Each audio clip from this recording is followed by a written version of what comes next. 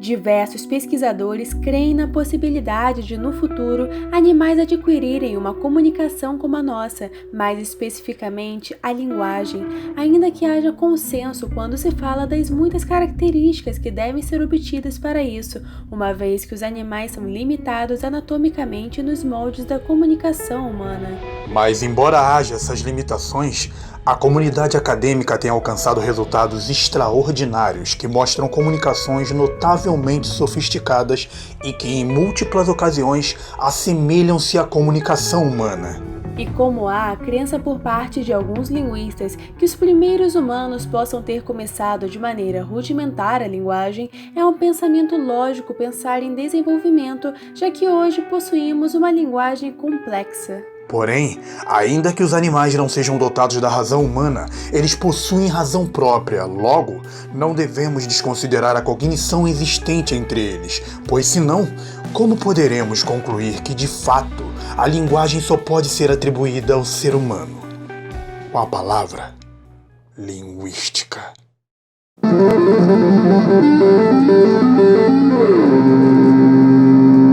A ideia de animais falando é tão antiga e tão presente na mente do homem quanto a ideia da origem da linguagem, e podemos ver isso representado no fato de toda cultura ter a sua própria lenda com um animal falante, assim como personagens famosos que se comunicam com animais como se estivessem dialogando com um ser humano, como o Dr. Dolittle. Mas ficções à parte, é certo que se formos tratar da nossa linguagem como linguagem humana, somente nossa, exclusiva, faz-se necessária uma exposição reflexiva quanto às propriedades inerentes a ela e que não estejam presentes nos sistemas de comunicação animal, destacando e comprovando assim o principal traço que distingue humanos de qualquer outra espécie animal.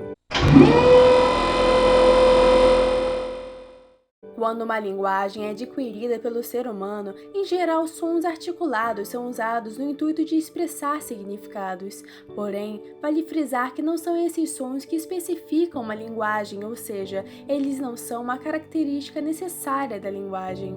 Em outras palavras, o que faz a linguagem humana se distinguir da comunicação animal não é o fato dos animais serem desprovidos de sons articulados, posto que, ainda que imitem vocalmente enunciados humanos, não os faz possuidores da linguagem. E aqui nos referimos à linguagem como um sistema que relaciona sons e significados, assim como gestos e significados, pois alguém pode pensar em papagaios ou cacatuas, que são capazes de emitir palavras e expressões fielmente iguais aos da linguagem humana. No entanto, eles estão somente imitando o que ouvem, não dissecam o que falam em unidades distintivas. Para um papagaio, canto e danço não rimam, são tão diferentes ou tão semelhantes quanto oi e tchau, ou seja, vão reproduzi-las sem associá-las ao contexto, sem significados. Logo, tanto o oi quanto o tchau não farão menção à chegada ou partida de alguém. Uma das propriedades de todas as linguagens humanas é a propriedade de segmentação das unidades do discurso e do gesto, que são organizadas e reorganizadas, combinadas e separadas.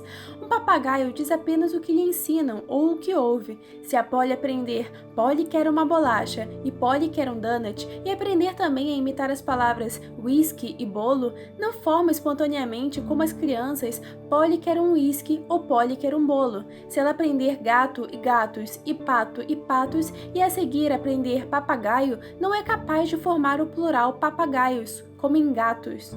Explicando de outra forma, exemplifiquemos de maneira bem didática nos valendo da divisão proposta por Gabriel de Ávila Otero, que nos diz que entre as muitas características únicas e exclusivas da linguagem humana, 3 merecem certo destaque: a atemporalidade, a criatividade linguística e a recursividade. A atemporalidade é demonstrada ao podermos falar de passado, presente ou futuro. Não falamos apenas do que está acontecendo agora ou acerca do que está à nossa volta. Antes, podemos falar de algo ocorrido há mais de 500 anos, como a chegada dos portugueses ao Brasil, e discorremos sobre benefícios e malefícios com a geração atual, coisa que um cão, gato, peixe, papagaio não pode fazer com semelhante seu. Assim como podemos arquitetar estratégias para no presente ou no futuro não cairmos nas mãos de ditadores e ficarmos reféns deles, por exemplo.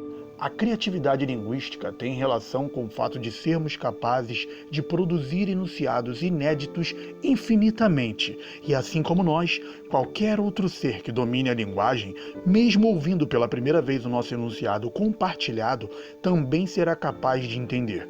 Por maior que seja o acervo de combinações de sons que um animal consiga criar, será finito, formado por um número delimitado de sons e de informações a serem compartilhadas até onde sabemos. A recursividade é uma espécie de aprofundamento da criatividade linguística, já que é a capacidade que temos de formar inúmeras frases e essas frases podem encaixar uma na outra, gerando assim extensões infinitas. Temos um exemplo conhecidíssimo em nossa língua, Quadrilha, o poema de Carlos Drummond de Andrade publicado em Alguma Poesia de 1930. João amava Teresa, que amava Raimundo, que amava Maria, que amava Joaquim, que amava Lili, que não amava ninguém.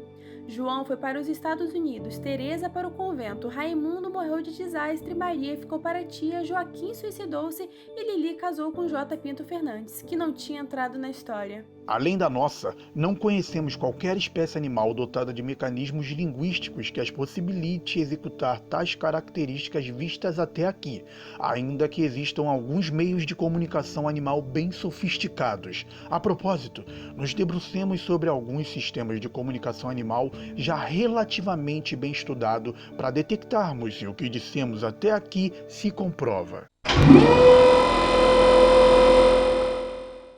O filósofo austríaco Ludwig Wittgenstein tem uma frase famosa em que diz que se um leão pudesse falar, nós não o entenderíamos. Frase essa que está embaçada nas diferentes regras de linguagem atribuídas ao ser humano que já discutimos até aqui. Por isso, trataremos de alguns sistemas um tanto sofisticados da comunicação animal, ressaltando que a comunicação entre eles pode ser classificada a partir de 4 características: visual, sonora, tátil e química. A nível de simplificação, veremos aqui a visual e a sonora. Na visual encontramos uma divisão, pois existe a emblemática em que cores ou formas dos animais a manifestam e a ostentatória, exposta através da aquisição de posturas e alterações de formas corporais. As duas adaptam-se à estrutura social. Vejamos alguns exemplos. Alguns tipos de abelhas executam movimentos complexos numa espécie de dança no interior de suas colmeias, para comunicarem de forma pormenorizada a localização de alimento. Mais que isso, elas não somente mostram a distância em que se encontra o néctar,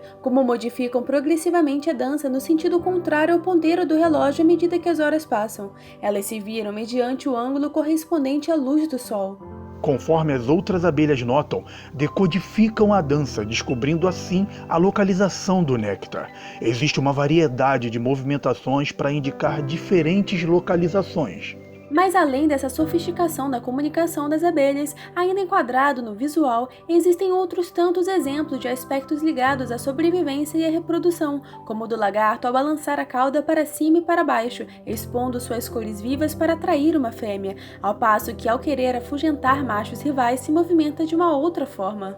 Assim como os vagalumes quando vão cortejar as fêmeas à noite, emitem luzes que piscam na parte inferior de suas laterais, buscando identificar os da mesma espécie, pois espécies diferentes piscam em ritmos diferentes as luzes e há até mesmo alguns vagalumes machos que chegam a piscar cores diferentes, como por exemplo a cor laranja ao voarem e a verde ao estarem no chão. Na sonora, encontramos os animais se comunicando através de diferentes sons, que vão desde o rugir do leão à canção das baleias, sons que para eles representam um diálogo. Vejamos um exemplo de comunicação sofisticada nessa especificidade sonora, como a vista em um grupo de macacos que, contra predadores, possuem pelo menos 3 tipos diferentes de alarmes sonoros. Os 3 gritos são para alertar o próprio grupo. Um é para predadores rastejantes, o que faz com que os macacos fiquem na ponta do pé olhando para o chão. O segundo é para aves que põem em risco os macacos, forçando-os a olharem para cima. E um terceiro que os adverte acerca de ataques possíveis de leopardos, obrigando-os a subirem expressas nas árvores próximas, uma sofisticada organização linguística. Vejamos em pássaros alguns exemplos de comunicação sonora, como no gorjeio do macho da touti negra do junco, que é prodigiosamente criativo e consequentemente belo, para atrair a atenção das fêmeas. Ou ainda o canto da coruja amarelada, uma espécie de dueto emitido pelos da mesma espécie para conferirem o paradeiro do outro. Também sabemos dos canários da terra, que na vigência de uma ameaça avisam uns aos outros da presença de um predador e em seguida entoam um coro de notas finas, desnorteando o predador. Saindo dos pássaros, mas ainda na comunicação sonora, vemos as baleias azuis chamarem umas às outras através da água e a distâncias superiores a 160 quilômetros, escolhendo e sintonizando-se através das áreas mais silenciosas do espectro sonoro, numa própria janela de frequência. Temos também o grilo macho entoando 3 tipos de cantos diferentes, um anunciando a sua presença, outro para cortejar a fêmea e o terceiro para afastar os adversários indesejáveis. E o último exemplo seria o peixe-sapo, que para atrair a fêmea emite grunhidos curtos que chegam a atingir até 200 decibéis. No que diz respeito à comparação, uma turbina de um avião a jato atinge 140 decibéis. Mas também existem os animais que apresentam múltiplas formas de comunicação, como os cães que, por consequência da domesticação, possuem uma comunicação especial com os humanos. Existem investigações para se chegar à conclusão se os sinais que um cão produz na sua interação com humanos são de fato arbitrários, isto é, se são sinais que não dependem de lei nem de regra. Uma cadela que recebeu o nome de Sofia foi treinada a receber um comando verbal. Após este treino, ela foi novamente treinada para pedir o que queria, selecionando lexigramas e pressionando uma tecla específica de um teclado. Os resultados deste experimento mostraram que um cão pode aprender um sistema convencional de sinais associados a objetos específicos e de emiti-los de forma espontânea ou em resposta a uma solicitação. O aprendizado de sinais arbitrários produzidos por cães, conforme acabamos de relatar, foi o primeiro experimento feito com uma análise sistemática com a espécie.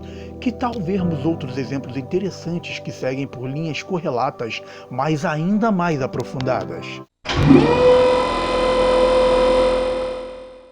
Em meados dos anos 70, ocorreu um dos casos mais conhecidos e reconhecidos de um aprendizado da linguagem por um primata superior, talvez também pelo fato de ter sido o único que disponibilizou um corpus da pesquisa.